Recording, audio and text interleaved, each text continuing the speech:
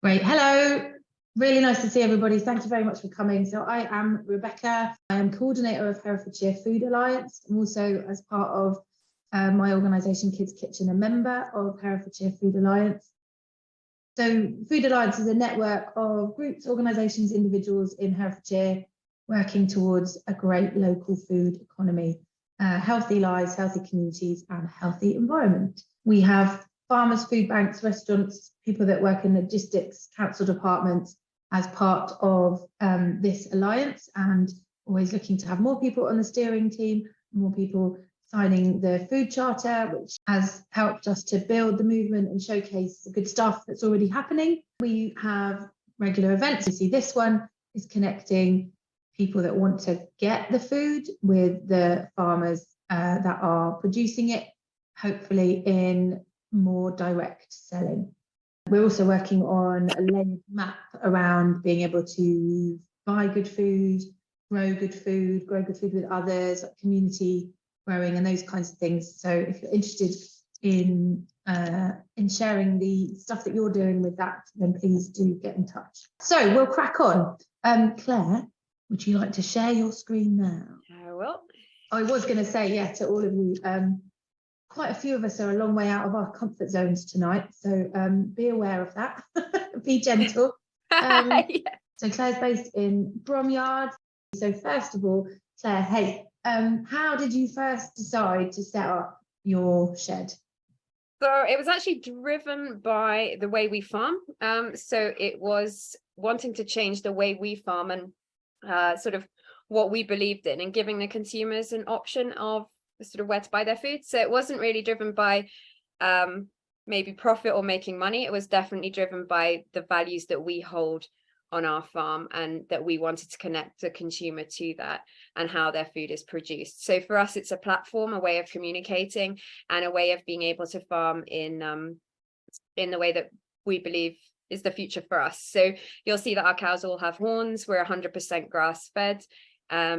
We're organic, 100% antibiotic free. And so sort of all those values were things that we wanted to farm with, and we wanted to be able to give that option to the consumer. And so that's how it developed. But we've only been running for just over 6 months now, so it's still a relatively new project. And we started our second vending machine coffee cabin. We started that on farm, and that was in January. So that's only just at the end of January. So that's a very new project that we're working with as well. So in fact, just before we move on to Heather, let's talk about how many sheds you've got here and how they compare with each other. I'm interested in that comparison, because your new one's like totally different. Yeah, exactly. So because they're quite close to each other, so they're about 3 miles apart. So we didn't want to like compete with ourselves almost. So the one that's in Bromyard is right in the center of town. It's next to a delicatessen. That's the big one in the left-hand corner you can see. So that's open 24 hours a day, and very much focused on milk and milkshakes. And also we have a bit of local produce in the spiral vending machine in the bottles, but it's very much its focus is on the milk. Whereas the coffee cabin is up on our farm, and that's sort of focusing on, you know, hot chocolates, coffee made with our milk. And there's also a milk dispenser in there. And it's got a little bit more local projects all to us. So it's sort of very much a farm thing. And it means that people can sort of, it's targeting maybe delivery drivers, walkers, cyclists, people that are out and about in the countryside. Whereas the one in town is very much targeting the local market that are going to buy their daily milk. And Heather, I'll share your... Hello. Share the cow. And yeah, so it'd be great to hear from you. Yeah, how you first decided to set it up. Different times, it's a lot older, and yeah, and how which sheds you have. And those. Well, we decided to set it up after yet another letter from our milk supplier advising us that the price was going down. So we thought we could get better value from our quality product, the fresh milk, by selling it ourselves and letting people have the opportunity to buy it direct from farm. Your first one was 2020. Yes, just as COVID kicked in and shut everything down. So we were trying to put the shed up, and we were waiting to hear whether our machine had made it out of Italy or not. And it it seemed that it was on the last lorry out of the factory. And so we actually got our vending machine just in time to be able to open up in April 2020. And is it just the one? So it's the one shed in Lingrove. We've got the milk vending machine there, but we've also got some tabletop vending machines in local butchers, local shops, and we supply hotels, cafes, children's nurseries with fresh milk. Can you tell me about tabletop vending machines? That sounds like they are quite different. They are different. They're obviously much smaller. They're like you quite often go and get some squash out of a machine, that type of machine, but obviously with the fresh milk in. And we've got them in the local shops, farm shops. We tub up in reusable food grade containers and deliver to nurseries. We ask them to wash the containers out and we pick them up on the next delivery. I was thinking about the fact that you obviously move things around in quite big quantity in order to take them to the vending sheds. So then I was thinking about places that would also take it in that quantity. But that's probably moving off into another. Well, we deliver in 5, 10 or 20 litre containers. Oh, right. And it saves on the plastic because you obviously don't have those to put in your bin. Yeah. Right. Thank you. If we throw back to Claire now about like kind of what you think was your biggest challenge with it, or is your biggest challenge, and maybe what your biggest outlay is, if that makes any sense to anybody else. Because you talked about lots of different the way that people set things up being so very different farm to farm. Absolutely. And even listening to Heather, it's very different models, different things that work for different people. And I think that's our biggest thing, because obviously I still feel we're very new at the moment, obviously 6 months, and it's a huge learning curve. And that was for us. Obviously previously we've just sent our milk off in a milk tanker and that's it. And it was a huge learning curve for us, communicating with the consumer, all the paperwork to get through it. And I think that was one of the things is time. I think it's not this quick fix, so you just put a vending machine up and the money starts rolling in. It's definitely not like that. We found that you have to put the time in, and it's a project on its own and needs to be invested in. And obviously the machine and all the equipment, and you can initially do your budget and think this is what you need, and then slowly it evolves as you realize there's different things that you can tap into or do. Our machine was quite expensive. We did all the shed on site, so that was sort of on site at the farm. So we've done a lot of in-house labor, but even so, it was a big cost to get it over. As Heather was saying, they've got to be imported, the machines, and then all the paperwork that goes with it. Heather, what do you think your biggest challenge was or is? Was obviously getting through COVID and trying to find the odd screws or anything else you really needed, just put the shed up and whatever, because nothing was open. So we got over that challenge. Now it's just getting it out there for people to try and that the fresh milk is available for them. Yeah. And the question in the chat was just being organic, whether that involves jumping through any extra hoops and setting up. Really interesting question for that. We're just having our next inspections, just moved it into town, and that the paperwork for that was different to have it off-site and on-site, and the cost was a lot more to have it off-farm than on-farm, and that was something I hadn't realized. And that's obviously something that we had to go through all that last year before we set it up, and it's just coming up to its second inspection now. So it'll be you went a bit wobbly at the beginning. Does it cost is it more onerous to have it off-site than on-site if you're being inspected? Yes, so it was different paperwork and different inspectors if you had it off-site for organic. Right. Okay. So just a whole different process, a different, yeah. Yeah. I mean, I couldn't quite understand. I thought processing was processing, but apparently if it's off-site, it's a different, obviously all the transport and how you're getting it off the farm onto the vending machine, into the vending machine, all the checks, all the temperatures, how you're monitoring it, and the hygiene and everything of getting it into the vending machine. Thank you.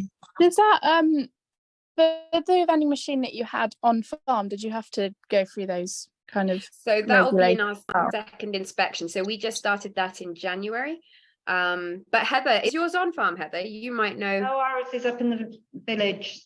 So we've had all the inspections and yeah, a lot of paperwork. Yeah, it is a lot, but they do walk you through it, but it is a lot of very time. helpful. Yes, yeah, very good. Yeah. Okay, thank you. I was just wondering whether, because it was actually, that one was maybe classed as on farm, maybe you wouldn't have to say that you were transporting your produce as much. I'm not quite sure how that works, but No, so you're right. If it's on farm, it will be a different inspection. So I'm hoping that this inspection coming up will be able to do both. So once you've got all the paperwork in place, it's much easier to system, I've found. And that's the same with the environmental health, all that. Once you're in the system and you've got it set up, it's easier to do different things. And maybe Heather's found that's the same with going to nurseries or things. Once you've got the EHO set up, it's easier. Yes, the HO was very helpful with us, and we've carried on with it. And with the delivery and everything, obviously, we've got to be very clean. And with the containers, we just ask that people wash them out, and then we wash them and sterilise them before they're reused to go out again. yeah, thank you. So are you with OFMG? Just out of curiosity. Yeah. Sorry, Organic Farmers and Growers. That's our certification body, and we've been with them for a long time, so we're quite familiar with them. So when we weren't processing, we were, as a producer, we were with them anyway, so we were already aware of who they were and had to do that. But it is an expense, and I think that's something that has to be factored in. I mean, for our inspection, I think it's about £500 for the annual certificate. That's just for the processing. Claire touched on this, I think, when she was talking about her reasoning for doing it, but it would be good to hear again from both of you about how you have found it kind of talking about what you do, why you do it, how you farm, whether that's been helpful for you to kind of like build a relationship with customers about why they should be buying your milk and what the value of it is. Yeah, absolutely. That was paramount for us. So we charge £2.50 a litre for our milk, which is obviously at the very high end. But for us, we did our costings of the vending machine, our time, and obviously how we produce that milk. And that was what was cost effective for us. So obviously to get that across to the consumer of why it costs so much is really, really important. So when we first set up, I was down there pretty much every day talking to people. We've got signs all over our vending machine explaining who we are, what our story is, how we farm, where we're based, etc. So that lots of visuals, lots of photographs. We try and keep the website really up to date as well, so that people really can connect with the farm rather than then just buying milk. They're actually buying into what we're trying to do. And well, it's interesting, Heather, because we're in the same room, me and Heather. And you arrived in your van, and obviously the delivery in itself is actually visible, and yes, people know you've gone delivering. Yeah. So there's something there about kind of that opportunity of just moving it around yourself, and not seeing a tanker with somebody else's name on it. It's like your name. We spend a fair amount of time up at the shed, and we meeting people all the time, and it's just wonderful to speak to them, and they learn how we farm, because we have free range cows, so they're out during the summer. They're obviously in at the moment because it's not very nice weather, so they're quite happy to be in the sheds. But during the summer, they are out to grass, and they love it out there. And so it is free range milk as far as we're concerned. And it's surprising that people don't understand that the differences between the milk, the homogenization, which is most processed milk, whereas we don't homogenize milk. It's just gently pasteurized, and it helps to retain the flavor. So is it the things that you have found that you've explained to people that previously they didn't know? So it's kind of, it hasn't meant that you can share with people how you do stuff. And that's right. It's people are learning stuff as they talk to you. They certainly are. We get a lot of tourists in this area, and it is just surprising how many people don't understand the difference in the milk and the animals. And yeah, it's just wonderful to talk into them, actually. Great, thank you. And so I've got a couple more questions. One is just about other people's produce. So, kind of, how did you decide what to put in there, and yeah, how does that work? So Sorry. we're linked. So our actual vending machine is in the car park of a big delicatessen butcher shop. So we work closely with him. It's sort of like that relationship's really important to us.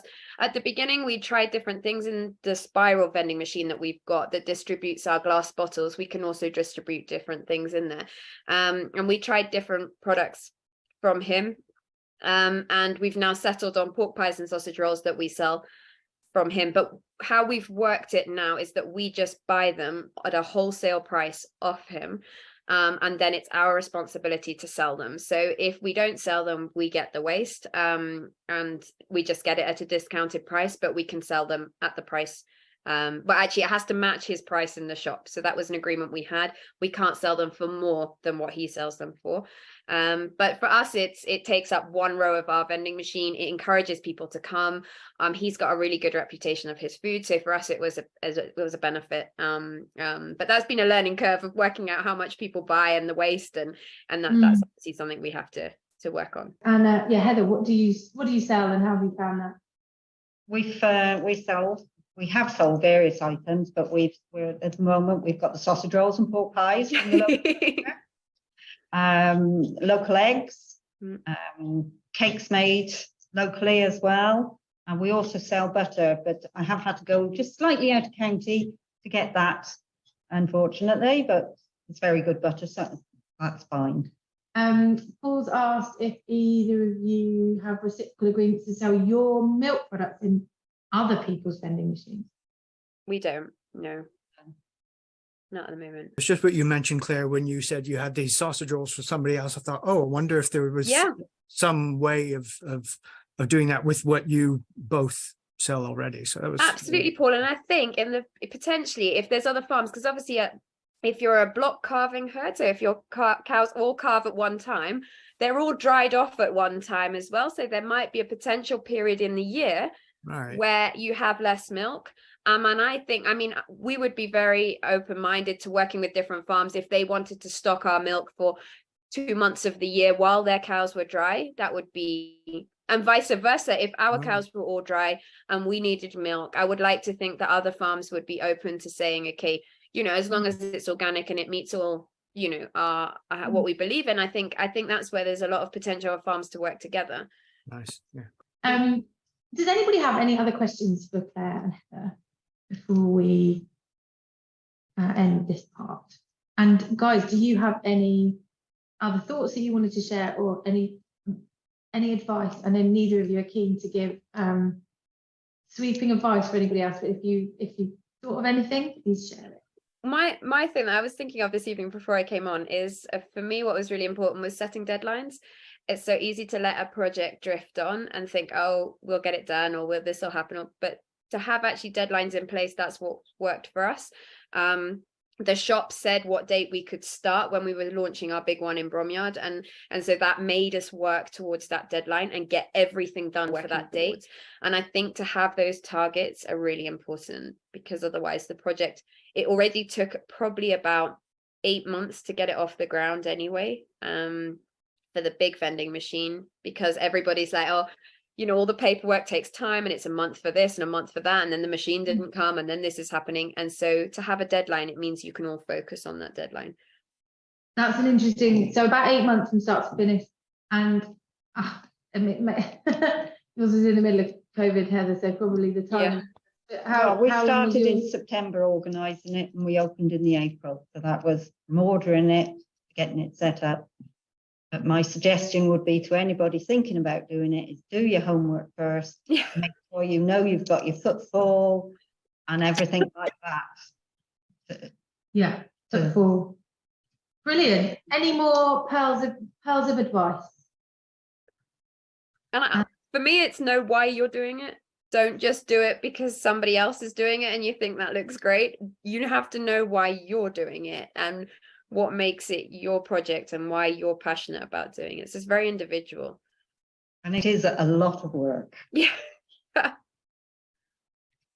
Brilliant. Thank you. Thank you both so much for talking about your experiences. It's really, really useful. Any more questions? Feel free to unmute yourself if you've got. How did you know you had the consumer base? So yeah, how had you worked out the footfall or the fact that people would do it? Heather, do you? We actually put a through the Village magazine out on Facebook or something like that. We said, would people be interested? And we had such feedback back. We realised, yes, they'd be interested. Great. So it was simply asking in one way, really. To a certain degree, yes. Yeah. Great. Thank you. And I've just got 2 more questions from Leslie, who I will take because she's speaking next. So it's okay if we're late with Leslie, her question. Just how big are your herds and do you do calf at foot? So for me, I've got about 65 cows and we are doing calf at foot, which is why that's another reason that was something we wanted to go down. And we could only do that with a higher milk price. For the non-farmer here, can you explain what calf at foot means? Yeah, so we keep all the calves with the cows and they'll stay with the cows for about 6 months. But obviously that takes a huge proportion of the milk and it's a bit of a logistical nightmare with the cows and the calves together. Takes up a lot more time. But that's also something that we get across to the consumer, that this is the way we're farming and this is the choice people have. And we've had a really good response from it. And Heather, how big? We're more of a traditional farm, but we still only have a herd of 140, which in these days is rather a small herd. Question from Ollie in the chat, just about selling different kinds of veg, I think, to make sure that when people stop, it's not bland and it's not just one kind of veg. Because I think that what you did, Ollie, was started on just one specific veg and then now you'd like to branch out. Yeah, I just we grew Swedes a few years ago for Lock's Garage. It was quite good because we made quite a vast amount of money in the winter. And then what we're looking at is Lock's Garage didn't continue buying the Swedes, so we weren't on a contract or anything like that. So what we're looking at now is just trying to increase sort of what we can do at home. And what I want to do is everything that's grown at home, I want to try and sell at home. Skip the middleman out and then basically just have we got a holiday let shepherd's hut on the farm, and I'm looking at putting another 2 to 3 in as well. So when people come and stop, it would be nice that they could have and use produce obviously produced on the farm as well. Really, I've tried to do a bit of everything rather than sort of too much of one thing, but I can't make money on carrots or on parsnips or on onions. But I really don't want to buy them in because I want to sort of stick to the emphasis that it's all grown at home on the farm. But sort of it's just those sort of few staple things that people will come for. If I can't produce, then I'm sort of like I just think to myself, how do you bridge that gap then? So yeah, Leslie's put some stuff in the chat, Ollie. Variety and something that spans the seasons. Green veg like kale goes well, sprouts, salad leaves, things that are more, yeah, I was thinking garlic actually. And I was thinking I personally think there's a real opportunity for garlic in our area because I just don't think it's done much and it's not that difficult a crop to make some money on. I haven't looked at garlic yet, but I've looked. So it keeps well. It keeps well as well. Yeah. Oh, right. I've looked at the pumpkin side of things, but I don't want to go like commercial pumpkins with. So I've gone sort of more the Hungarian, the Queensland blue. There's a nice one that's sort of like blue flesh with the Hungarian ones, the Russia Voltaire. So I've tried to sort of make it sort of good squash pumpkin. Yeah, they keep really well as well if you store them well. Yeah. So I'm just trying to look at, but I've gone for a lot of sprouts, and of course I can just cut them and sell them on a stalk. So at 150 a stalk and 2,500 sprouts are quite a good thing. But when I say I don't want it to be bland, I'd quite like a mixture of things.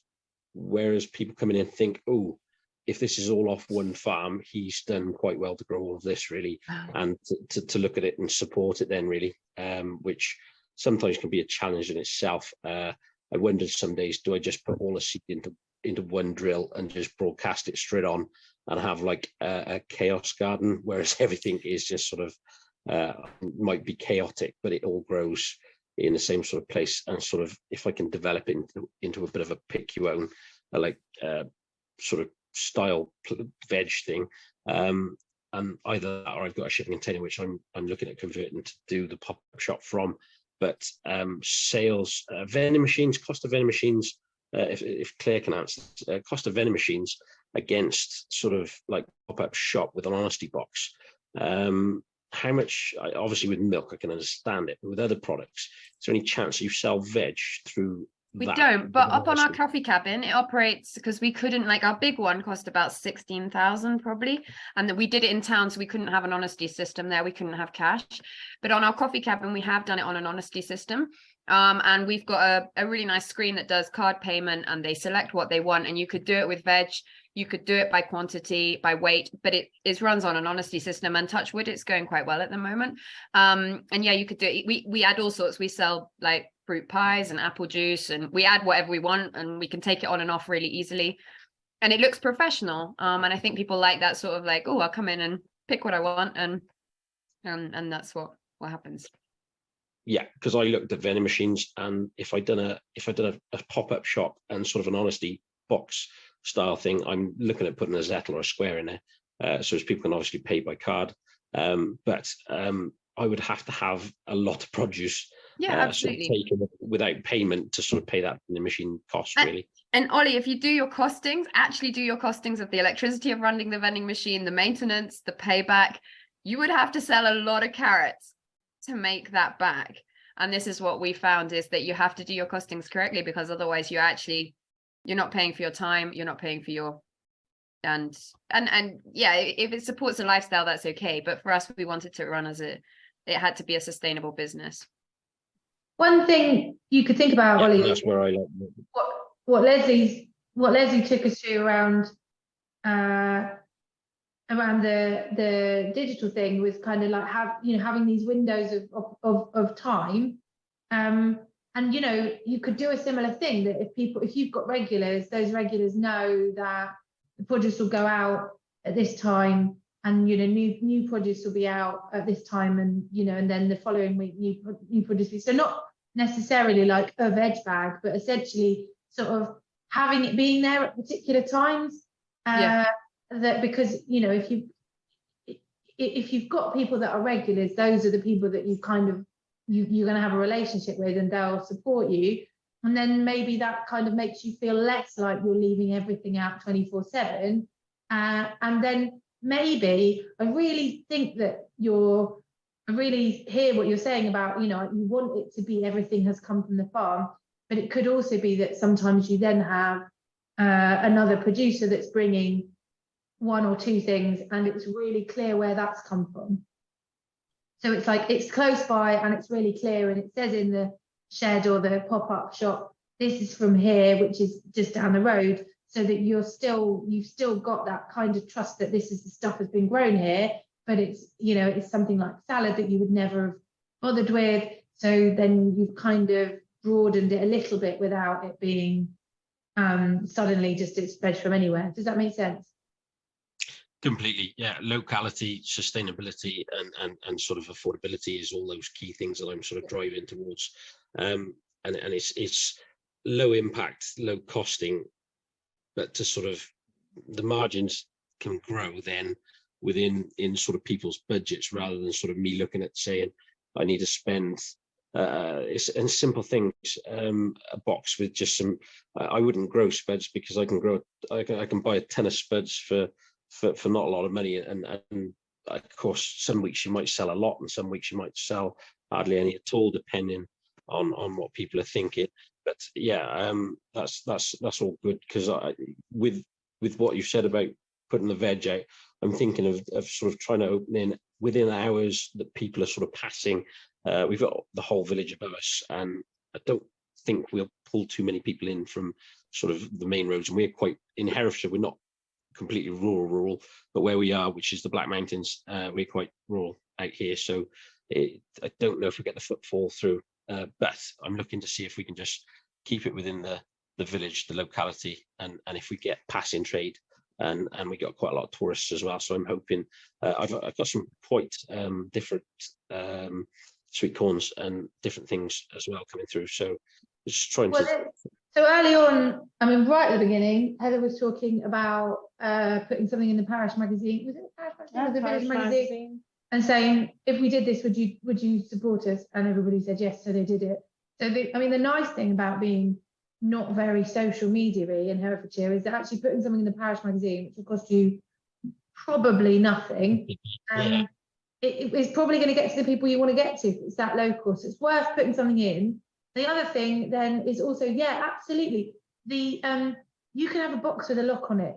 Like, it really doesn't need to be mega. And your lock could be, I mean, so I ran a box scheme in London for a while, and I have to say I got really, really good at opening shonky padlocks because it was a nightmare. Like, one job, you know, it's like, it's a padlock. It needs to just open up when you put the right number in. Unbelievable how each padlock can break in so many different ways. But essentially, yeah, it's a padlock and it's a combination, and you could just give out to your regular customers the combination, or say phone me for the combination, or text me for the combination, or like you just need really to just have a couple of steps that stop just somebody sort of opportunist kind of stuff. So free riding, and you know, and definitely worth trying that first before, yeah, like, you know, investing in the 16k worth of 16,000, 1,600, I can't remember what you said, worth of kit. So it sounds quite interesting, and it would be really good to hear how you get on, Ollie. Right, no, thank you. Yeah, thank you for the opportunity to ask a few questions. Great, thank you very much. Okay, so we'll draw this bit to a close. Thank you, Claire and Heather, so much. It's really, really useful. Feel free to throw any other questions into the chat, because we might be able to answer them in the chat anyway for the rest of the event. So we'll take a